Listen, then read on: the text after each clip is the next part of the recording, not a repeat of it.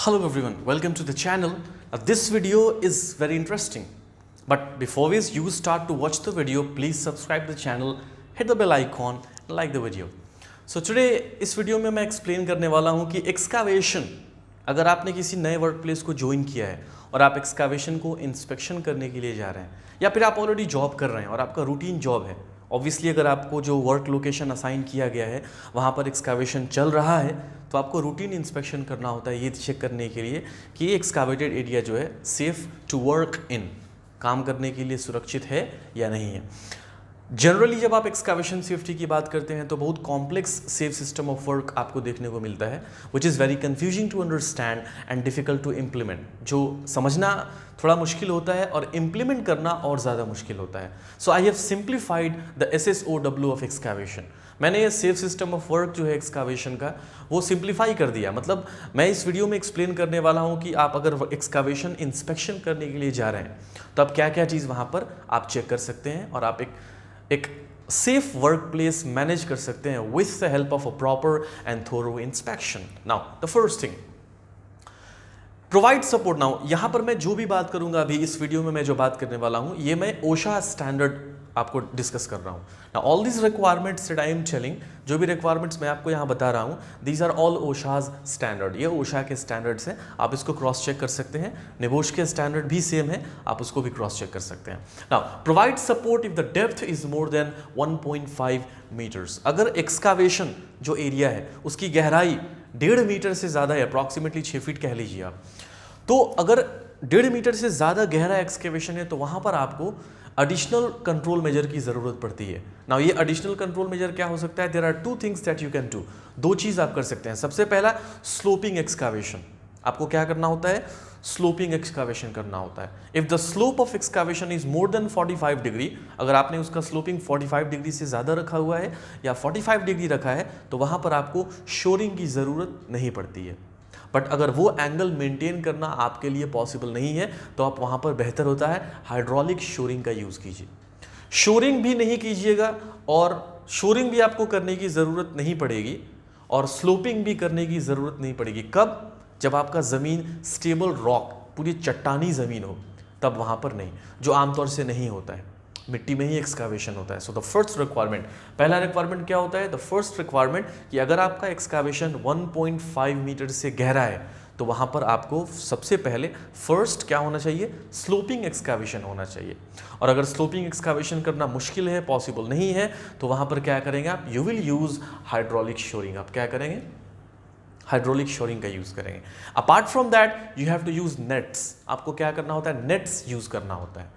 Nets use करने का मतलब ये होता है कि एक्सकावेशन के एज पर जो बैरिकेशन आपने किया होता है उस बैरिकेशन से ग्रीन नेट को आप डालते हैं नीचे की तरफ, पत्थर नीचे बांध के नीचे पोर्शन में, ताकि वो थोड़ा टाइट हो जाए। ग्रीन नेट डालने का फ़ायदा क्या होता है? एक्सकावेटर का जो एरिया होता है, एक्सकावेशन एजेस जो होता है, उसमें से छोटे छोटे पत्थर या ढेले वगैरह गिरेंगे अगर तो वर्कर्स के ऊपर नहीं जाएंगे, नेट उसको क्या करेगा? होल्ड करके रखेगा। सो आपको नेट भी यूज़ करना होता है। और ये तो थंब रूल आप जानते ही हैं कि every excavated area must be barricaded and warning signs must be posted. जितना भी एक्सकावेशन एरिया होता है वो बैरिकेडेड होना चाहिए और वहाँ पर वार्निंग साइंस क्या होने चाहिए? पोस्टेड होने चाहिए। So the first requirement is complete. Now second, excavation में प्रॉपर एक्सेस एंड एग्रेस होना चाहिए। एक्सेस एग्रेस का मतलब अंदर जाने का रास्ता और बाहर निकलने का रास्ता। एक्सेस एग्रेस आप 3 तरह से कर सकते हैं। यू कैन यूज़ लैडर्स, आप लैडर का भी यूज़ कर सकते हैं, बट लैडर का यूज़ कर रहे हैं तो आपको क्या करना होता है? एक प्रॉपर लैंडिंग प्लेटफॉर्म देना होता है। मतलब लैडर पे चढ़ने के बाद जो वर्कर्स हैं वो लैंड कहाँ पर करेंगे? आमतौर से अगर एक्सकावेशन पे आपने लैडर प्लेस किया है तो वर्कर चढ़ते सीधा हैं, लेकिन ऐसे घूम के उतरने में वो अपना बैलेंस क्या कर सकते हैं? ख़राब कर सकते हैं। तो बेहतर होता है आप एक स्कैफोल्ड का लैंडिंग प्लेटफॉर्म देते हैं कि आराम से वर्कर क्या हो जाए? प्लेटफॉर्म पे लैंड कर जाए। वही थंब रूल मेंटेन करना होता है कि लैडर आपका कम से कम 1 मीटर क्या होना चाहिए? एक्सटेंडेड होना चाहिए फ्रॉम द लैंडिंग प्लेटफॉर्म। कहाँ से? लैंडिंग प्लेटफॉर्म से। इंस्टेड ऑफ लैडर के अलावा यू कैन यूज़ रैम्प्स। आप एक रैम्प भी दे सकते हैं एक्सकावेशन में, विच इज़ वे सेफर, जो काफ़ी सेफ होता है लैडर के कंपैरिजन में। और यू कैन यूज़ स्टेप्स, या फिर आप स्टेप लैडर का भी यूज़ कर सकते हैं। अगर पॉसिबल है, ऑप्शन है तो बड़े स्कैफोल्ड प्लेटफॉर्म को बनाकर you can use step ladders. Proper access egress होना चाहिए। नाउ यहाँ पर लीगल रिक्वायरमेंट की बात करें तो ये चीज़ याद रखिएगा, technical cheese, within 25 feet of radius. जहाँ जहाँ पर वर्कर्स काम कर रहे हैं, वर्कर्स के काम करने की जगह से जो एक्सेस या एग्रेस रूट है वो 25 फीट के डिस्टेंस में होना चाहिए। लाइक अगर बहुत बड़ा एक्सकावेशन है तो आपको ज़्यादा एक्सेस एंड एग्रेस रूट्स देने होते हैं, because in case of emergency evacuation time पे नहीं हो पाएगा। बाहर रख दीजिए, सॉरी, इवैक्यूएशन टाइम पे नहीं हो पाएगा। ओके, सो प्रॉपर इवैक्यूएशन के लिए क्या होना चाहिए, जहाँ जहाँ वर्कर्स काम कर रहे हैं उस एरिया के 25 फीट के रेडियस में एक्सेस एग्रेस पॉइंट होना चाहिए। It's a legal requirement. Now restrict heavy machine movement around edges. Excavation के एज पे हैवी मशीन मूवमेंट नहीं होना चाहिए। आपको मेक श्योर करना होता है कि अगर व्हीकल एक्सेस है, गाड़ियों के चलने का रास्ता, तो वो एक्सकावेशन से दूर होना चाहिए। बिकॉज अगर हेवी मूवमेंट होता है तो केविन के चांसेस, कोलैप्स ऑफ साइट के चांसेस क्या होते हैं, बहुत ज़्यादा बढ़ जाते हैं। वो कंटिन्यूसली सोइल के इंटेग्रिटी को क्या करता है, नुकसान पहुंचाता है, and that can result into collapse of sites, जिसकी वजह से क्या हो सकता है, एक्सकावेशन के साइट्स कोलैप्स कर सकते हैं। तो मूवमेंट ऑफ हैवी मशीनरीज पहली चीज़। दूसरा, never allow mobile cranes to set up on the edges of excavation and operate. Mobile crane के आउटरिगर्स को कभी भी एक्सकावेशन के एज पर सेटअप नहीं करने दें आप, और वहाँ पे मोबाइल क्रेन को ऑपरेट करने की परमिशन आप कभी नहीं दें। Now next, do not stock pile material. Excavation material जो निकलता है उसको कभी भी एज पर स्टॉक पाइल करके नहीं रखना है। आप थोड़ा दूर रख सकते हैं, बट दूर रखने का ये मतलब नहीं होता है कि आपने एक पहाड़ खड़ा कर दिया एक्सकावेटेड मटीरियल का। The material that you are excavating और इट्स बीइंग एक्सकावेटेड, जो मटीरियल आपका एक्सकावेट किया जा रहा है, it should be removed on regular interval. उसको वहाँ से रेगुलर इंटरवल पर क्या करना होता है, रिमूव करना होता है, ताकि स्टॉक पाइल वहाँ पर न बनने पाए।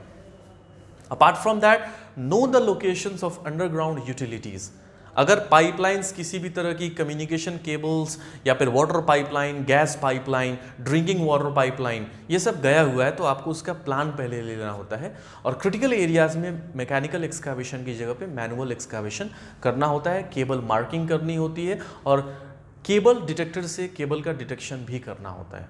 ये these are your responsibilities as a health and safety officer, जो डेली इंस्पेक्शन का आपका हिस्सा है। Apart from that, test for low oxygen level, toxic and flammable gases. आपका जो एक्सकावेशन एरिया है वहाँ पे आपको रूटीन बेसिस पर, रेगुलर बेसिस पर क्या करना होता है, टाइम टू टाइम ऑक्सीजन, अगर ज़्यादा गहरा है तो ऑक्सीजन का लेवल चेक करना होता है कि ऑक्सीजन का लेवल जो है सही है कि नहीं है। और presence of toxic gases and flammable gases, आपको ये भी चेक करना होता है कि वहाँ पर टॉक्सिक गैसेज और फ्लेमेबल गैसेज प्रेजेंट हैं या प्रेजेंट नहीं है तो उनका LEL एंड UEL आपको चेक करना होता है। दैट्स वेरी क्रूशियल, जो काफ़ी क्रूशियल है। After that, inspect trenches following rain. अगर बारिश होती है, इफ़ देयर इज रेन, अगर बारिश होती है तो बारिश के तुरंत बाद, बारिश में the first thing that you should do is, अगर हेवी रेन हो रहा हो तो उस दौरान एक्सकावेशन में काम को आप स्टॉप कीजिए, और दोबारा काम रिज्यूम होने से पहले आपको एक्सकावेशन के एजेस को एंड एरियाज को क्या कर लेना होता है, इंस्पेक्ट कर लेना होता है, क्योंकि केविन के चांसेस क्या होते हैं, बारिश के बाद बढ़ जाते हैं। So you have to check. और अगर अंडरग्राउंड इलेक्ट्रिक केबल गए हैं तो वहाँ पर इलेक्ट्रिक शॉक के भी चांसेस होते हैं। तो therefore after every rain the excavation should be properly and thoroughly inspected. Apart from that, inspect routinely with the help of checklist. Now अक्सर ऐसा होता है ड्यू टू ओवर कॉन्फिडेंट और due to lots of experience, बहुत बार होता है, बहुत सारा एक्सपीरियंस हो जाता है, तो लोगों को लगता है, बहुत बार हेल्थ एंड सेफ्टी ऑफिसर्स ये सोचते होंगे कि ये काम तो हम 10 साल से करते आ रहे हैं, 5 साल से मैं कर रहा हूँ ये काम, तो हमें पेपर की ज़रूरत नहीं है, ऐसे जाके चेक कर सकता हूँ ना। ह्यूमन माइंड है ना, there are so many tensions, stress, आप स्किप कर सकते हैं। कभी भी एक्सकावेशन का इंस्पेक्शन अगर आप करने जा रहे हैं, डेवलप अ चेकलिस्ट फर्स्ट। पहले आप एक चेकलिस्ट बनाइए और चेकलिस्ट की हेल्प से आप एक्सकावेशन का इंस्पेक्शन कीजिए। चेकलिस्ट बनाने का क्या फ़ायदा है? पहला फ़ायदा, कोई भी पॉइंट मिस नहीं करेगा। दूसरा फ़ायदा, आप थोरो इंस्पेक्शन कर पाइएगा। तीसरा फ़ायदा, you will have a written record, आपके पास एक रिटन रिकॉर्ड होगा कि आप रेगुलर इंस्पेक्शन कर रहे हैं। चौथा फ़ायदा, आप लीगल जो रिक्वायरमेंट है आप उसको कंप्लाई कर रहे हैं। And in case of an accident आप उसको रेफर कर सकते हैं, आपका जो इंस्पेक्शन रिपोर्ट है, जो चेकलिस्ट है, आप उसको रेफर कर सकते हैं।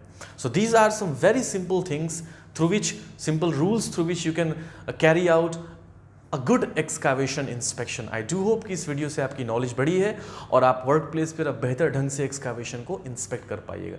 Thank you very much. Subscribe the channel. Take care. Bye bye.